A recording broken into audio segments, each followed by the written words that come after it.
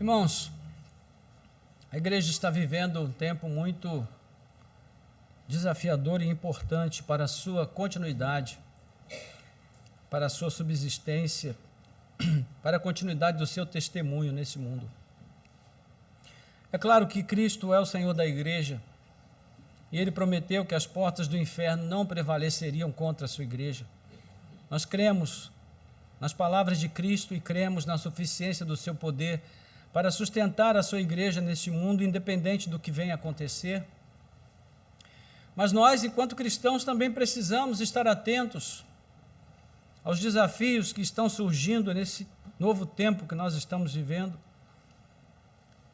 esse tempo pós-pandemia, que, como evento histórico, mudou, né, a nossa compreensão acerca da realidade. E hoje nós vivemos num clima de insegurança, não sabemos o que esperar.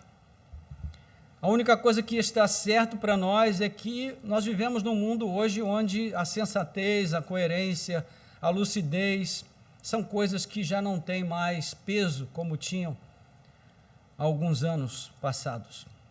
Em alguns anos, nós vamos ver o mundo totalmente transtornado, e nós já temos visto isso acontecer, uma série de situações, decisões, que transparecem para nós realmente que o mundo enlouqueceu, que as pessoas perderam o senso da realidade. Hoje em dia tudo é possível. Então, nós precisamos estar atentos, ligados ao que está acontecendo no mundo hoje. E essas transformações radicais que o mundo está experimentando está exigindo também das pessoas que elas venham se adequar, porque esse sistema, ele não quer saber a nossa opinião a respeito do que está acontecendo. A única coisa que ele pensa a nosso respeito é que nós temos a obrigação de nos adequar a ele e fazer aquilo que é determinado, que é ditado. Mas e se nós não fizermos? O que vai acontecer? Seremos perseguidos, sofreremos as consequências. E, infelizmente, para não sofrer as perseguições, para não serem contados entre aqueles que resistem ao sistema, para não serem taxados de ultrapassados, né, e de outros rótulos que são usados para diminuir, para depreciar o valor da vida de quem não se ajusta ao sistema, muitas pessoas, muitos cristãos estão cedendo à pressão e estão se adequando. Então, hoje é muito comum você ver nas redes sociais, né, pessoas que estão na igreja, que frequentam a igreja, que teoricamente são cristãs, mas cujo testemunho é uma coisa que assusta a gente. Nós vemos coisas absurdas e parece que hoje tudo ficou normal, não é?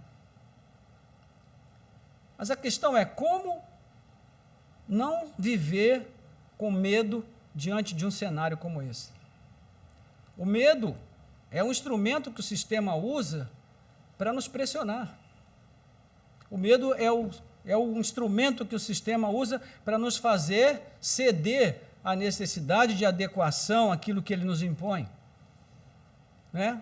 O medo de perder o emprego, o medo de sofrer perseguição, o medo de não ser aceito mais pelo meu grupo. Então, muitas vezes, especialmente os jovens, não é? Eles fazem coisas que vão totalmente contra os seus princípios, a sua personalidade até, para que o grupo os aceite, para que eles não sejam expulsos do grupo. Isso se chama instinto de manada. É quando nós violentamos aquilo que acreditamos para que possamos ser aceitos pelo grupo, pelo bando. Então, irmãos, é um mundo desafiador. E isso tem a tendência de se tornar cada dia mais sério, mais grave, mais desafiador para nós. Isso tem a ver um pouco com o nosso texto de hoje. É um texto onde nós vamos ver um grupo de discípulos amedrontados, escondidos, porque o sistema rejeitou o seu mestre. Irmãos, nós vivemos num mundo e nós precisamos entender isso, que odeia a verdade. O mundo odeia a verdade, porque a verdade nos expõe, a verdade arranca de dentro de nós as nossas máscaras, nos expõe e faz com que nós sejamos desmascarados, com que nós sejamos denunciados naquilo que realmente somos e não na nossa imagem social.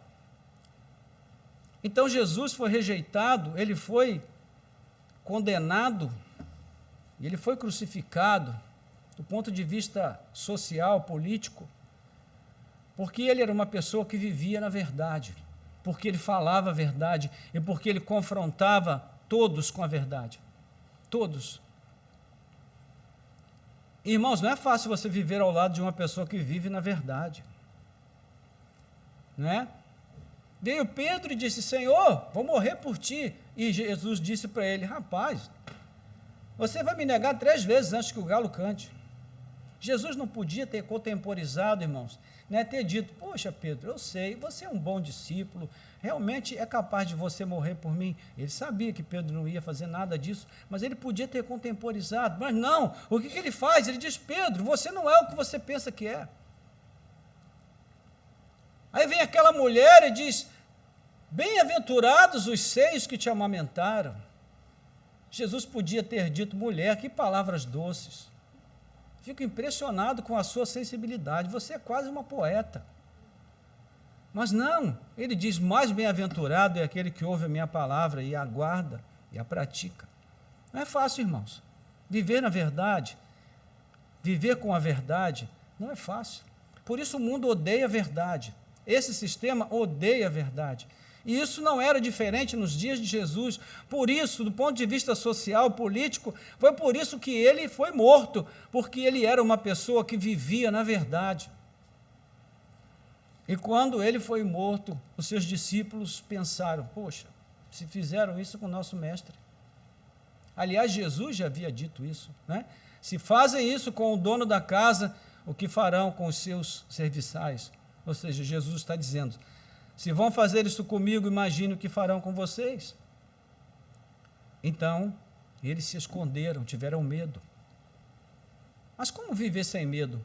Como vencer o medo num contexto como esse, se nós, assim como os discípulos, estamos também associados a Cristo? Isso pressupõe que o mundo também nos odeia e que a tendência do sistema é nos perseguir se nós nos parecermos com Cristo. Então, isso tem a ver com o nosso texto de hoje. Eu convido você a ler comigo aí, João capítulo 20, 19 a 31. Vamos pensar um pouco sobre isso. Diz assim: ao cair da tarde daquele dia, o primeiro da semana, estando trancadas as portas da casa onde estavam os discípulos, com medo dos judeus, Jesus veio e se pôs no meio deles, dizendo: que a paz esteja com vocês. E dizendo isso, lhes mostrou as mãos e o lado. Então os discípulos se alegraram ao ver o Senhor, e Jesus lhes disse outra vez: que a paz esteja com vocês. Assim como o Pai me enviou, eu também envio vocês. E havendo dito isto, soprou sobre eles e disse: recebam o Espírito Santo. Se de alguns vocês perdoarem os pecados, são-lhes perdoados, mas se os retiverem, são retidos. Tomé, um dos 12, chamado Dídimo, que não estava com eles quando Jesus veio. Então os outros discípulos disseram a Tomé: vimos o Senhor. Mas ele respondeu: se eu não vir o sinal dos pregos nas mãos dele, ali não puser o dedo e não puser a minha mão no lado dele, de modo nenhum acreditarei. Passados 8 dias, os discípulos de Jesus estavam outra vez reunidos e Tomé estava com eles. Estando as portas trancadas, de novo, Jesus veio, pôs-se no meio deles e disse: que a paz esteja com vocês. E logo disse a Tomé: põe aqui o seu dedo e veja as minhas mãos. Estenda também a sua mão e ponha no meu lado. Não seja incrédulo, mas crente. Ao que Tomé lhe respondeu: Senhor meu e Deus meu. E Jesus lhe disse: Você creu porque viu? Você creu porque viu? Bem-aventurados são os que não viram e creram. Na verdade, Jesus fez diante dos seus discípulos muitos outros sinais que não estão escritos neste livro. Estes, porém, foram registrados para que vocês creiam que Jesus é o Cristo, o Filho de Deus, e para que, crendo, tenham vida em seu nome. Oremos. Nosso Deus e Pai, graças te damos pela leitura da tua santa palavra. Obrigado porque a tua palavra é poderosa, é viva e eficaz.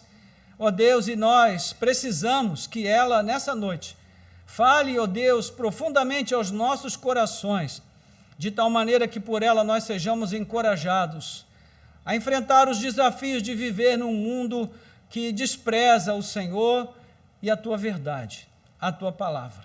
Pedimos, portanto, capacita-nos, Senhor, a viver corajosamente, dando testemunho de Cristo, sem temer o mal, crendo e esperando somente na tua graça, na tua misericórdia e naquilo que a tua palavra diz.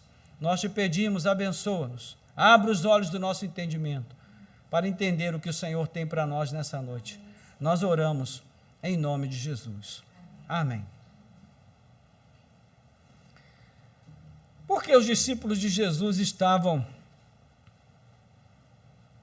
escondidos justo no dia que foi previsto para a ressurreição? Quando nós lemos os evangelhos, isso parece meio irracional para nós. Porque nós estamos aqui há mais de 2000 anos depois do evento. Nós temos 2000 anos de teologia, de reflexão teológica, de doutrina, de textos escritos, que nos ajudam a compreender com bastante precisão o que estava acontecendo ali, mas aqueles homens estavam com a mão na massa, eles estavam vivendo a experiência de primeira mão. Então, mesmo tendo visto tudo que Jesus realizou, quando a ressurreição do seu mestre aconteceu, como Jesus havia previsto várias vezes, eles não estavam à beira do sepulcro esperando o cumprimento da promessa. Seria essa a coisa sensata? Do nosso ponto de vista, sim, mas não do ponto de vista deles. Porque, meus irmãos, jamais se havia ouvido de alguém que disse: eu vou morrer e vou ressuscitar, e isso realmente acontecesse.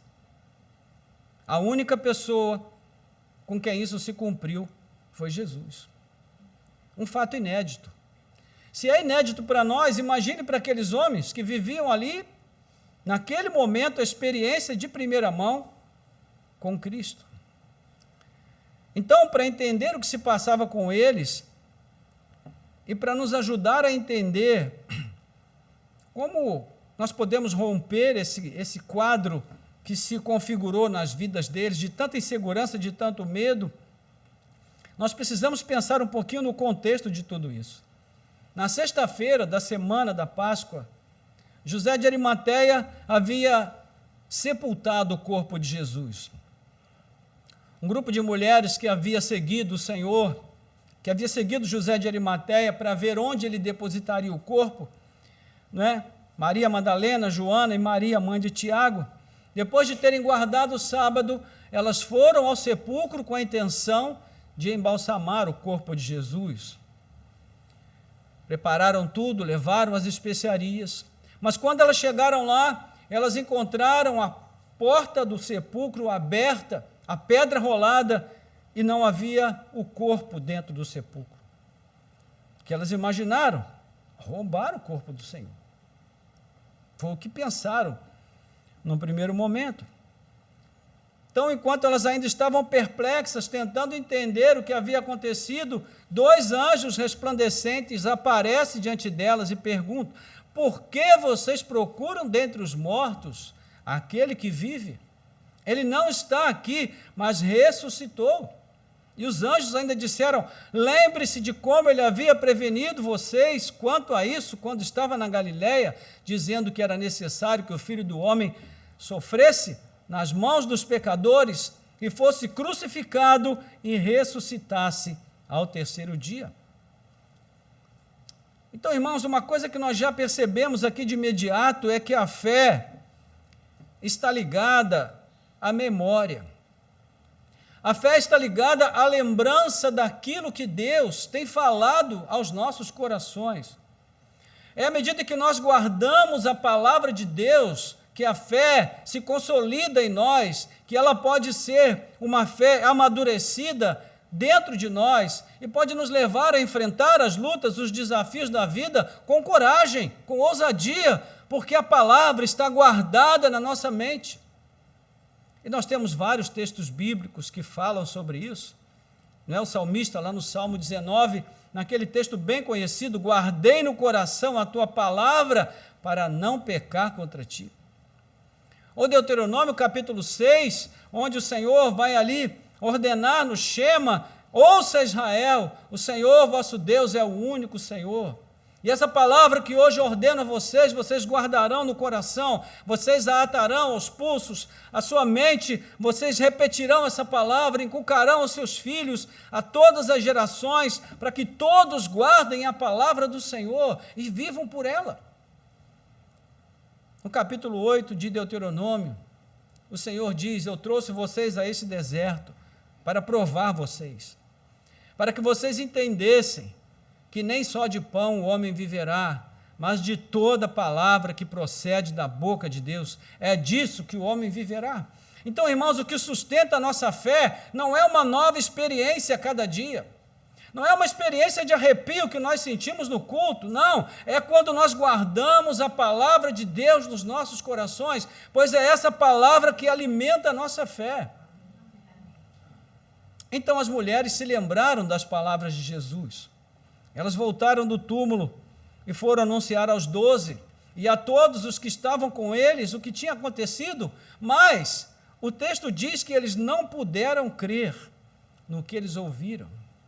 Pensaram que as mulheres estivessem fora de si, não é?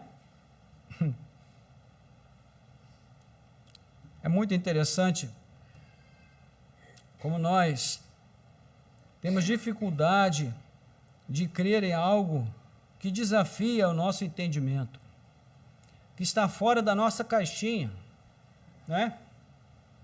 E ali nós não conseguimos assumir ou simplesmente identificar que o problema está na nossa limitação. Não, nós entendemos que se isso não cabe no nosso raciocínio, então é porque não deve ser verdade. Mas, irmãos, a forma como Deus trabalha nas nossas vidas nos desafia o tempo todo. Quando você lê a história de Abraão, você vai ver ali um homem que foi o tempo todo desafiado por Deus. Deus disse para ele, Abraão, você vai ter um filho e você vai ser pai de uma grande multidão. E Abraão pensou, poxa, Deus agora vai mandar ver, minha família vai ser enorme, minha mulher vai ser curada da esterilidade dela, nós vamos ter uma penca de filhos, vai ser uma bênção. Foram 25 anos que ele esperou depois dessa promessa. E o filho dele só nasceu quando ele já estava, conforme o texto de Hebreus diz, amortecido, ele já estava com o seu corpo, com o corpo de um homem de 100 anos, e a sua esposa, uma mulher de 100 anos praticamente. Por que Deus fez isso, irmãos? Conforme nós aprendemos hoje de manhã, para que Abraão não se gloriasse em si mesmo, para que ele só se gloriasse no Senhor. Então a lógica de Abraão qual foi? Enquanto Deus não havia cumprido a promessa, ele disse, nós temos que dar um jeito. E sempre que a gente dá um jeito, nasce o Ismael na nossa vida. Ismael ali vai significar o inimigo de Isaque, não é? Até os nossos dias. Então, irmãos, muitas coisas que Deus faz vão desafiar o nosso entendimento, a nossa compreensão. Quando Abraão estava feliz da vida com aquele menino que nasceu dos seus lombos, que era fruto do seu amor com a sua esposa, Deus fala para ele, leva esse menino no monte e sacrifica. Deus está sempre nos desafiando, irmãos. Ele nunca nos deixa na zona de conforto. Sabe por quê? Porque quando Deus fala conosco, a palavra do Senhor sempre vai nos levar a um nível mais elevado, mais avançado de compreensão acerca dele, de como ele faz as coisas e de como nós devemos nos conduzir perante ele. Ou seja, a nossa fé vai sendo amadurecida. Então, esses homens não podiam crer, porque isso estava totalmente fora da sua perspectiva.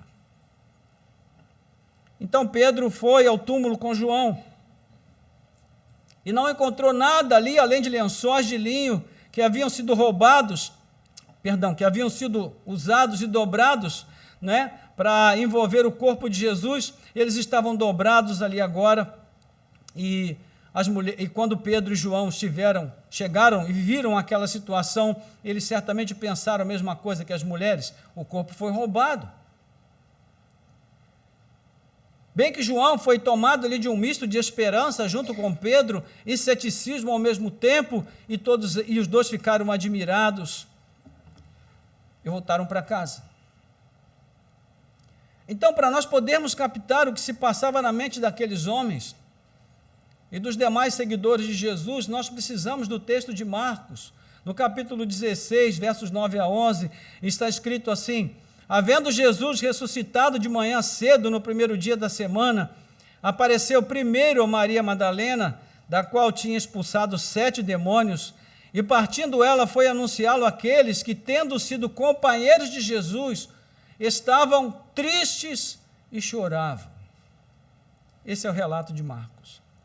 Então, qual era o estado de ânimo daqueles homens? Eles estavam abatidos, incrédulos, totalmente sem perspectiva quanto à ressurreição, não creram no testemunho das mulheres, eles só faziam bater no peito e chorar em desespero. Afinal, a única convicção que eles chegaram a ter, o sonho deles de que as coisas iriam mudar, foi cravada numa cruz e sepultada. Então, o que eles esperavam agora? As autoridades vão vir sobre nós, e eles vão nos perseguir, assim como perseguiram o nosso mestre. Então, o que eles fizeram? Se trancaram num quarto com medo. E é interessante, se você prestar atenção na nossa perspectiva, na nossa narrativa, você vai ver que há um texto aqui, há uma frase aqui que se repete, não é, no tocante a Jesus, e uma frase que se repete no tocante aos discípulos. A frase que se repete dos discípulos é que eles estavam trancados. E a frase que se repete de Jesus é: que a paz seja com vocês. Então, irmãos, é isso que Cristo quer nos trazer. Enquanto nós estamos amedrontados, enquanto nós estamos acovardados, enquanto nós tememos os desafios que esse mundo pode trazer a nós, não é? Enquanto muitos cristãos estão cedendo às pressões desse mundo, estão adotando um discurso mais contextualizado, mais contemporâneo para não sofrerem perseguição, Jesus está dizendo: paz seja convosco. Ou seja, descansem na minha paz. Não tenham medo. Não tenham medo. Então, irmãos, essa é a moldura, é o quadro da narrativa que nós acabamos de ler, dos versos 19 a 31.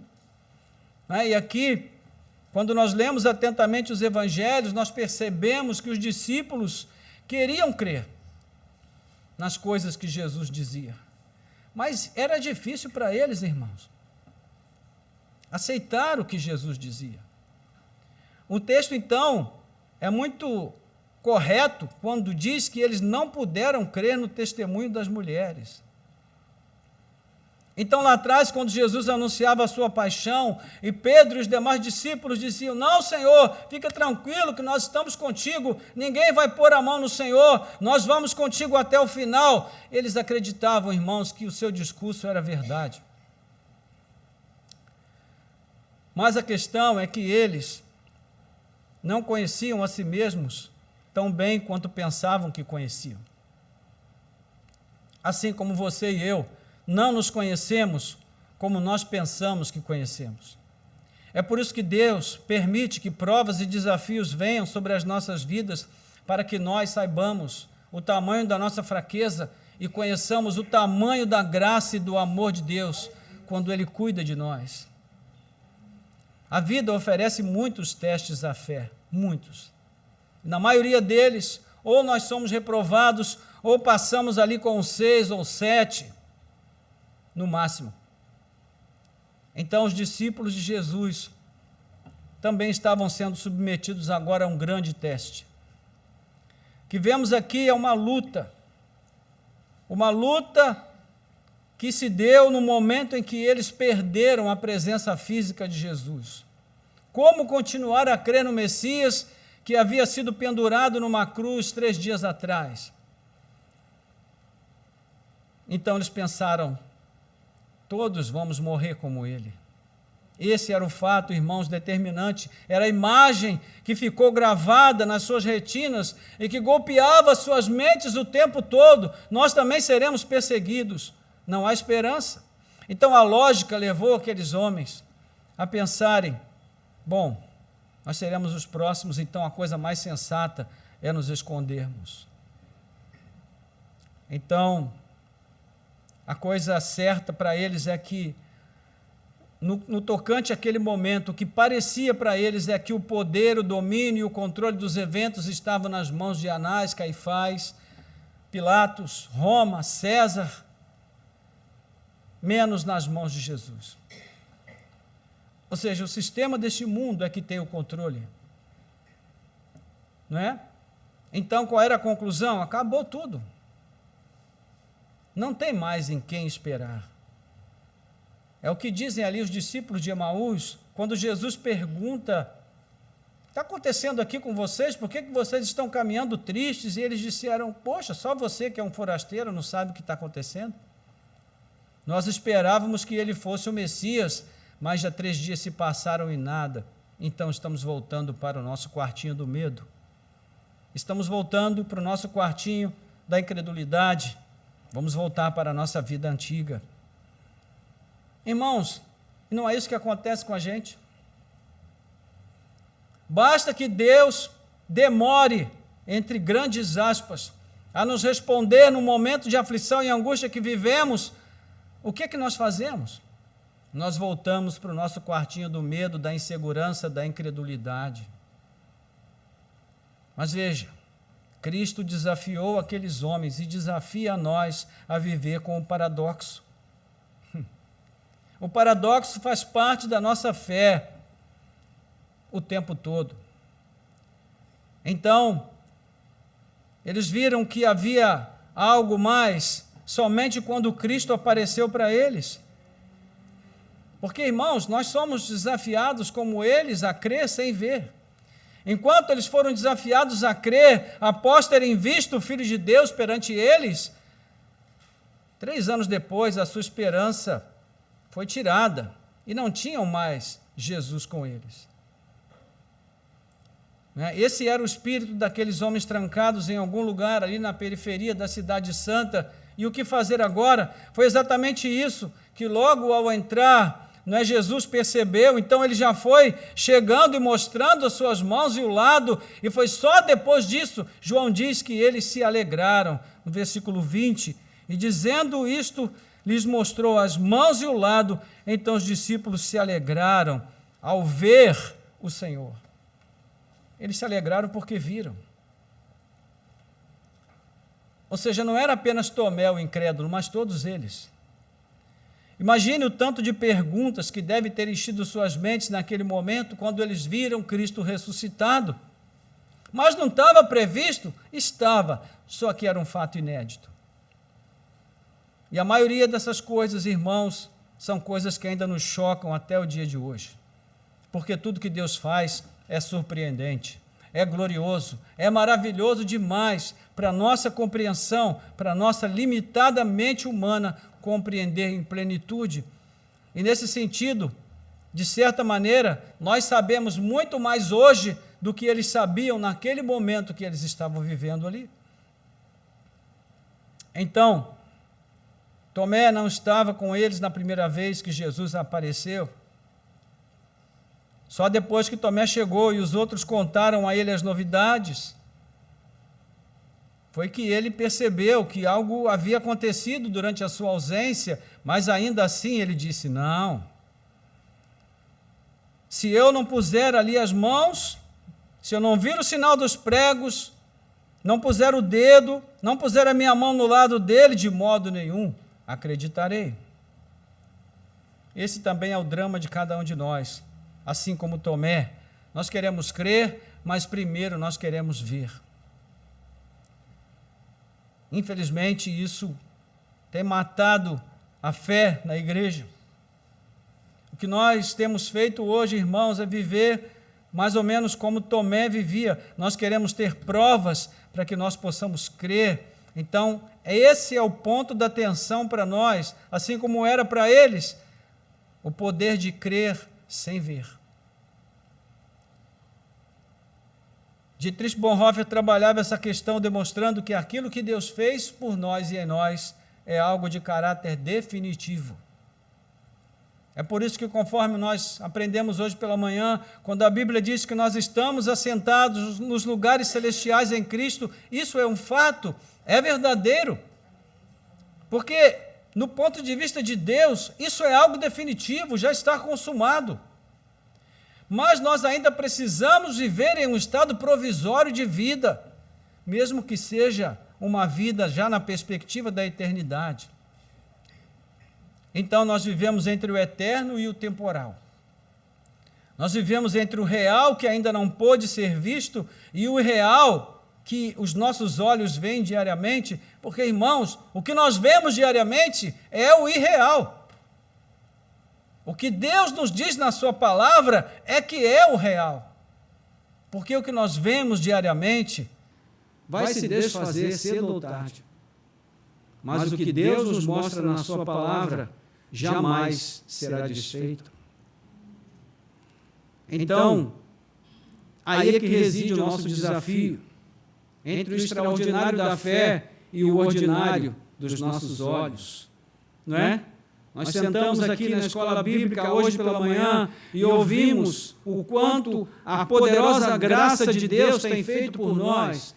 E o Senhor nos colocou num lugar de glória, de exaltação, ao lado do seu Filho Jesus Cristo. E amanhã nós chegamos na empresa e o nosso chefe nos humilha e a gente sente que alguma coisa não está batendo. E a gente pensa, poxa, se eu estou sentado nos lugares celestiais, como é que o meu chefe está me humilhando? Questão, irmãos, é que nós vivemos entre o já e o ainda não. Mas nós precisamos crer naquilo que Deus já tem feito, nas suas promessas e na sua palavra. E aí reside o nosso desafio. Eis a razão, de fazer todo sentido as palavras de Jesus quando ele diz: bem-aventurado é aquele que não viu e creu. Bem-aventurado aquele que não viu e creu. Para quem Jesus está falando essas palavras? Inicialmente para Tomé, mas depois para todos os discípulos. Porque todos eles também creram, porque viram. Para os convertidos pela pregação dos apóstolos, para todos os que vivessem depois, a única comprovação da verdade que nós temos é o quê? O Evangelho, a palavra de Deus. Então, ele não está repreendendo Tomé, o que ele está fazendo é preparar aquele grupo para que a vida que eles terão dali em diante seja uma vida vivida com toda a confiança em Deus, porque Cristo seria tirado do meio deles. Então, João capítulo 20, versículo 8, nós lemos: então outro discípulo que havia chegado primeiro ao túmulo também entrou, ele viu e creu. Então, Jesus está afirmando uma verdade fundamental, a sobrevivência da igreja e da própria fé. E ouça bem o que eu vou lhe dizer: a verdadeira conversão da alma, meus irmãos, começa quando nós depositamos plena confiança naquilo que o Evangelho diz, e ponto. Vou repetir: a verdadeira conversão da alma começa quando nós depositamos plena confiança naquilo que o Evangelho diz, e ponto. Não precisamos de provas. Se precisamos, é porque a nossa alma ainda não experimentou uma verdadeira transformação. Ela ainda não se converteu realmente, integralmente a Cristo. A fé vem pelo ouvir, e ouvir a palavra de Deus. Romanos 10, versículo 17. Na conclusão deste capítulo, João informa: na verdade, Jesus fez diante dos seus discípulos muitos outros sinais que não estão escritos neste livro. Estes, porém, foram registrados para que vocês creiam que Jesus é o Cristo, o Filho de Deus, e para que, crendo, tenham vida em seu nome. Então, o que João está dizendo? Que são os milagres de Jesus que devem alimentar a nossa fé? Não, não é isso que ele está dizendo. Ele está dizendo que os sinais existiram para que nós pudéssemos entender que Jesus é o Messias. Os sinais, eles confirmavam a identidade de Jesus como o Messias que devia vir. Então, quando nós entendemos e cremos que Jesus é o Messias e cremos nele como nosso Messias, é nisso que reside, então, a nossa fé, a nossa confiança, a nossa segurança.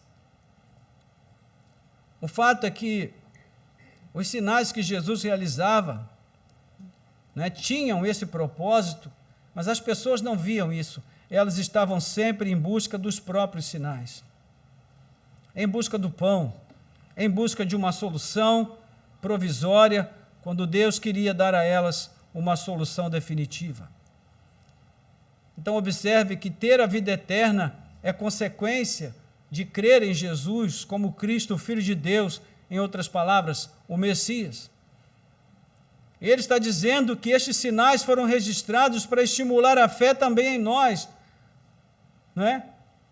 Ou então, para que vivêssemos a partir da fé, para que pudéssemos crer.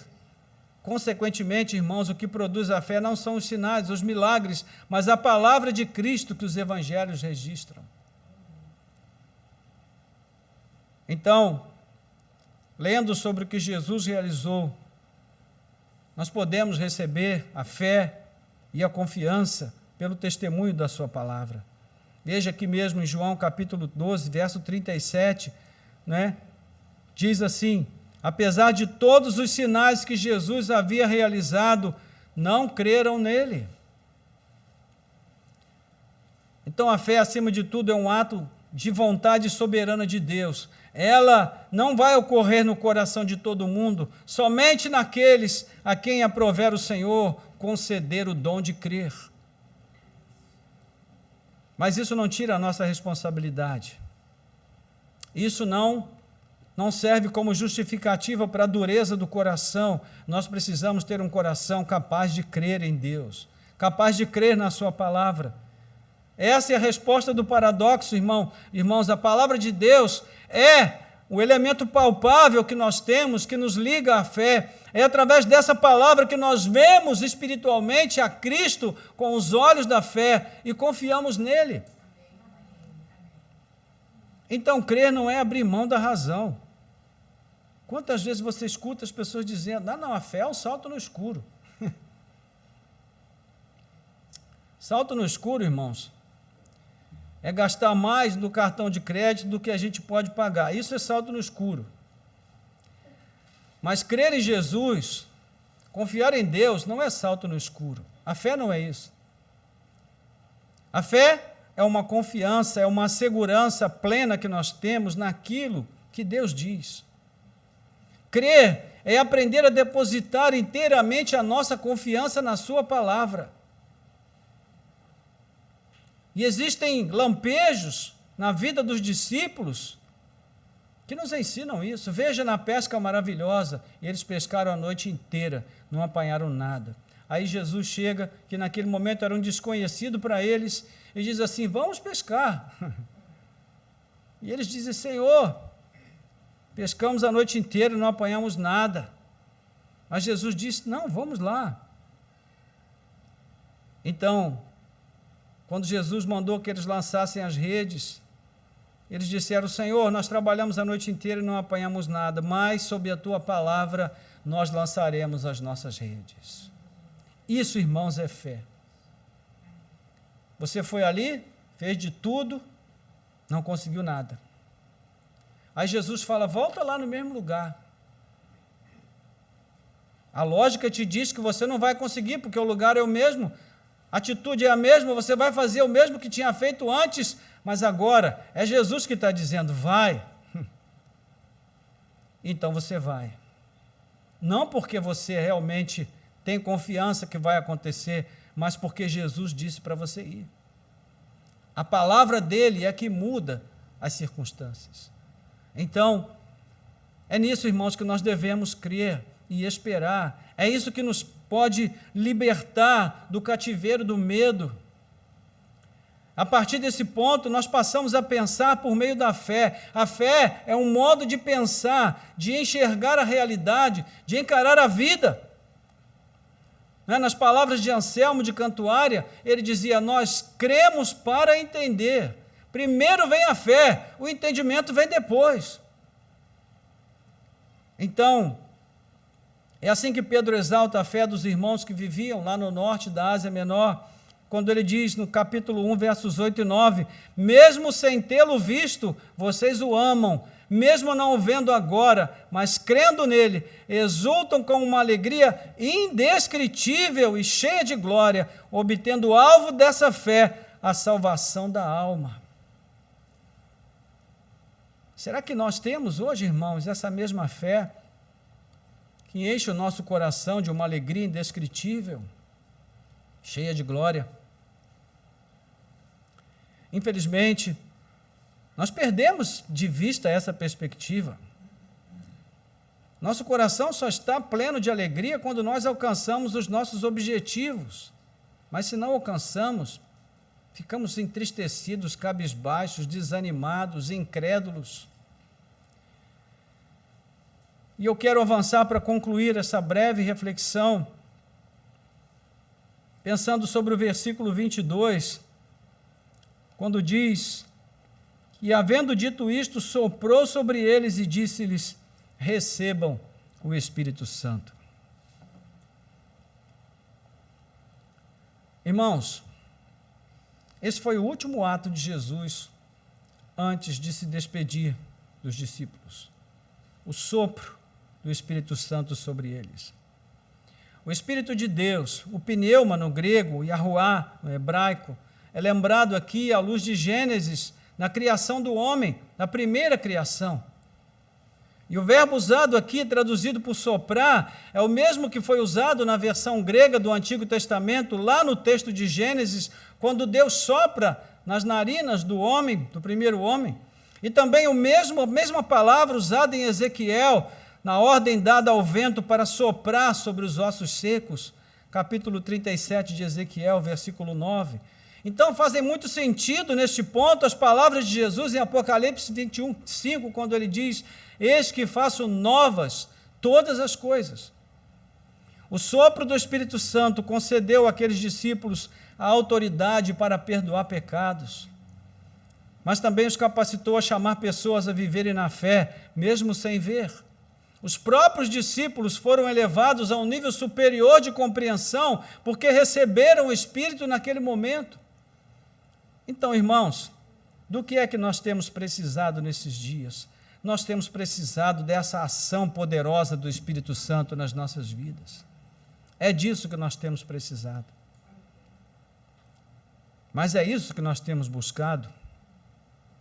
Não é, irmãos. Nós estamos com a nossa cabeça ocupada com muitas outras coisas.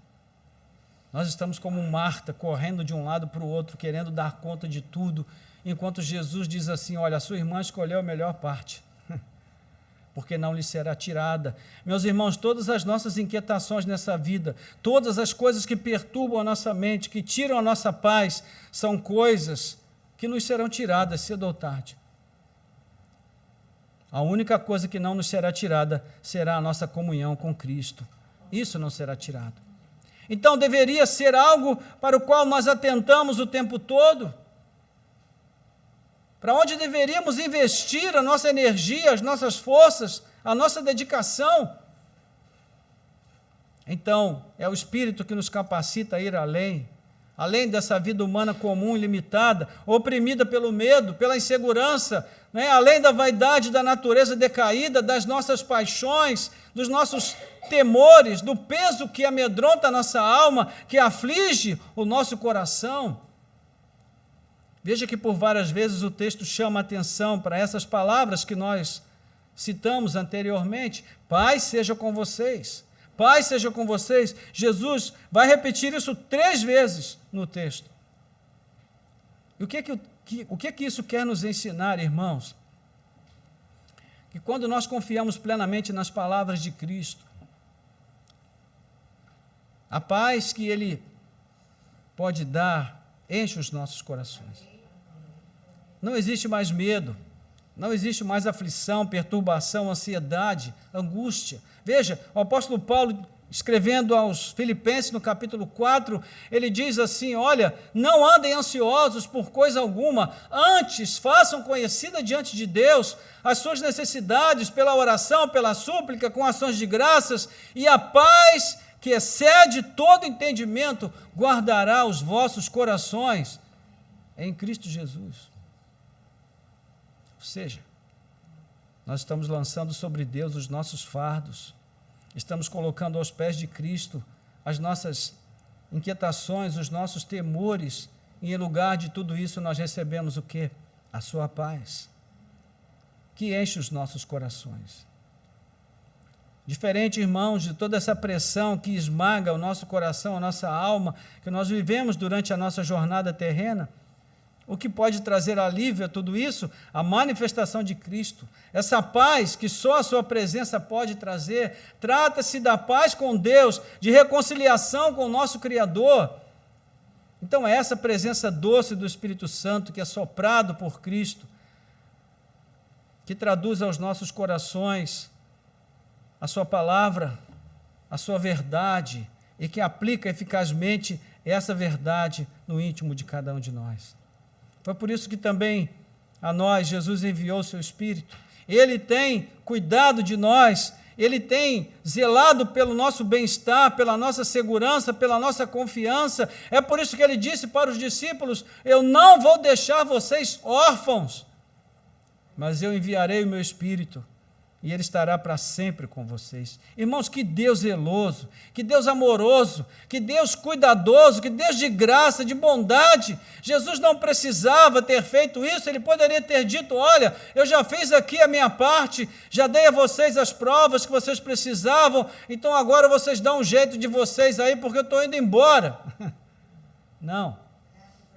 Ele disse, vou deixar vocês órfãos, não. Vou enviar o meu Espírito.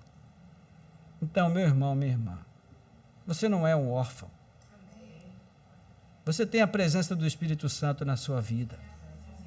Ele comunica a presença de Deus como Pai. Ele comunica a presença de Cristo como Senhor da sua vida. E a vitória que nós tanto buscamos nesta vida já nos foi assegurada em Cristo Jesus, nosso Senhor. Não há nenhuma outra vitória, irmãos, que possa exceder a vitória de Cristo na cruz do Calvário, porque ali Ele venceu a morte, Ele venceu o pecado, Ele venceu tudo, Ele destruiu o império das trevas sobre as nossas vidas e nos assegurou a certeza da vida eterna. Então o Espírito Santo nos foi dado para quê? Para nos guiar. Versículo 12 e 13 do capítulo 16 do Evangelho de João, quando o Espírito vier, Ele vos guiará em toda a verdade. Quem é que precisa de um guia, irmãos? Quem não conhece o caminho, quem não pode ver o caminho. Nós nos enquadramos nos 2 casos. Muitas vezes, não podemos ver o caminho, não sabemos qual caminho a seguir. E aqui, concluindo, há uma grande diferença entre aquilo que nós queremos fazer e o que realmente nós podemos fazer. Há uma grande diferença entre o que nós pensamos a nosso respeito e entre o que nós realmente somos, de fato. A nossa autoimagem sempre está desconectada com a realidade, irmãos. Ou nós pensamos aquém do que devíamos a nosso próprio respeito, ou nós pensamos além do que devíamos pensar a nosso próprio respeito. E assim como os primeiros discípulos, nós também nos escondemos por medo. Quando nós deixamos de pregar o Evangelho, quando sonegamos a Deus o nosso louvor, a nossa adoração, o nosso serviço, Quando nós sonegamos a Deus aquilo que pertence a Ele, nós nos escondemos por incredulidade, porque nós tememos mais perder a nossa integridade física do que nós investimos no nosso progresso espiritual. Mas eu digo para você, meu irmão, minha irmã, assim como Cristo disse aos seus discípulos, não tema aqueles que podem destruir o corpo. Tema antes aquele que, destruído o corpo, pode lançar a alma no inferno. É a esse que você deve temer. Quanto ao mais, irmãos, nós não devemos ter medo de nada. De nada. Porque não há nada nesse mundo que pode nos separar do amor de Deus que está em Cristo Jesus. Nada. Então, a nossa questão toda é que nós perdemos essa perspectiva que Cristo quis transmitir aos seus discípulos e também quer transmitir a nós. Se Ele disse, Ele fará.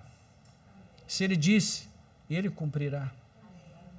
Assim como Ele disse para aqueles discípulos, olha, ao terceiro dia eu vou ressuscitar, e eles não estavam preparados. Quando Ele subiu aos céus, Ele também disse, olha, eu vou voltar.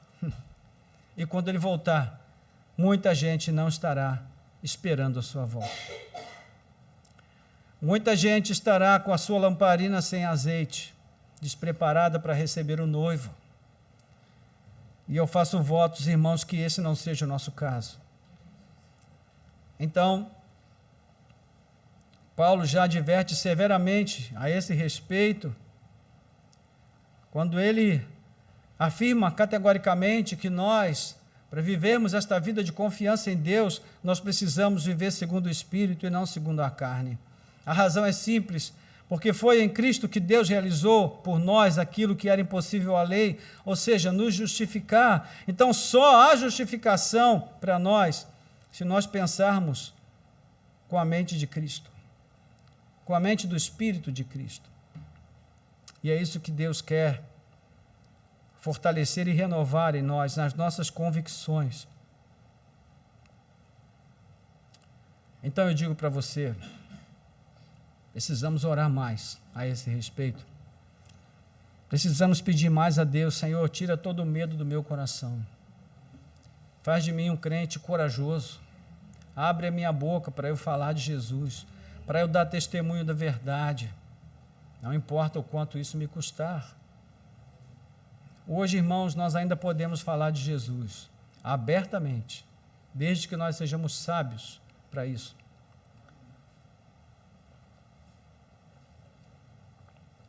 Mas não demora.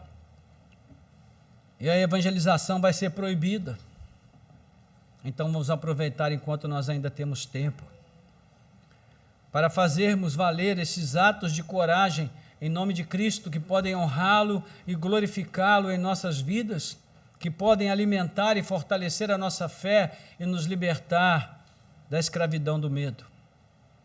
Que o Senhor possa abrir as portas desse lugar que está trancado, onde nós temos escondido a nossa alma, o nosso coração, onde nós temos deixado a nossa coragem, a nossa confiança em Deus, a nossa fé, a nossa esperança, porque nós cedemos lugar ao medo nos nossos corações.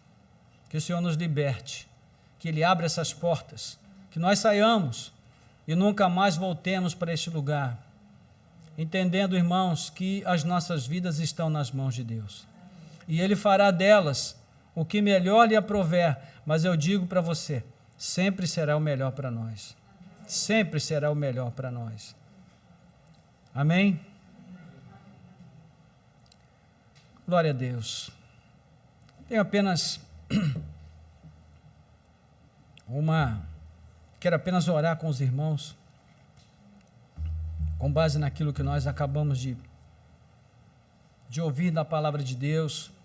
Quando nós olhamos para esses homens trancados, não podemos criticá-los, não podemos lançar uma avaliação severa contra eles, porque nós, no seu lugar, teríamos feito exatamente a mesma coisa. O que nós precisamos que Cristo faça conosco é aquilo que fez com eles. Que Ele possa avivar em nossos corações e renovar em nós a confiança na presença do Seu Espírito que habita em nós, para que a partir disso nós possamos ser enviados por Ele novamente, para pregar a palavra, para dar testemunho, para sermos úteis, instrumentos nas Suas mãos para glorificar o Seu santo nome. Glória a Deus. Vamos orar. Senhor, nosso Deus e Pai, em nome de Jesus, nós queremos Te louvar pela Tua palavra, a qual acabamos de ouvir. A Tua palavra, Senhor, que nos ensina acerca do desafio de vencer o medo, Senhor. O medo das perseguições, o medo de sermos reprovados neste ou naquele grupo, o medo de perdermos aquilo que nós temos conquistado com muita luta, com muitos desafios que nós enfrentamos. O medo, Senhor, que se manifesta em nossas vidas de várias maneiras, por vários modos diferentes. Mas nós Te pedimos que nessa noite o Senhor possa operar em nós a libertação do medo. Senhor, renova em nossos corações a coragem daqueles que confiam em Cristo, daqueles que sabem, ó Deus, que as suas vidas não têm nenhum valor neste mundo se elas não forem consumidas para a glória e para a honra do Teu nome. Porque o Senhor não nos chamou para vivermos com as portas trancadas, mas com os nossos corações plenamente abertos para tudo aquilo que o Senhor quer operar em nós e através de nós, Senhor. Deus, abre os nossos lábios para que nós possamos voltar a falar de Jesus. Abra o nosso entendimento, Senhor, para que nós possamos ver de que modo nós temos nos limitado, deixado, Senhor, de fazer aquilo que a Tua palavra nos manda fazer, porque nós temos medo de perder, Senhor. Então ajuda-nos, ó Senhor, a abrir os nossos olhos, a enxergar, ó Deus, a realidade ao nosso redor e entender que aquilo que vemos não é real, porque tudo isso vai passar, Senhor. Mas o que não vemos é real. A glória celestial. Ó Deus, o Teu reino de glória que será trazido para a consumação de todas as coisas no final da história humana neste mundo. E esse reino não passará, porque ele é um reino eterno, indestrutível, imperecível, e é para esse reino que nós somos chamados a viver. A nossa jornada aqui, Senhor, é breve, nós estamos apenas passando um tempo neste mundo, mas o nosso lar não é aqui. Ajuda-nos, ó Deus, a não nos esquecermos disso, ó Pai, a guardarmos no coração a Tua palavra, para que a fé seja alimentada em nossos corações dia após dia, para que quando o Senhor vier em glória, com grande poder e o toque de trombetas, nós estejamos plenamente vigilantes e preparados para receber o Senhor.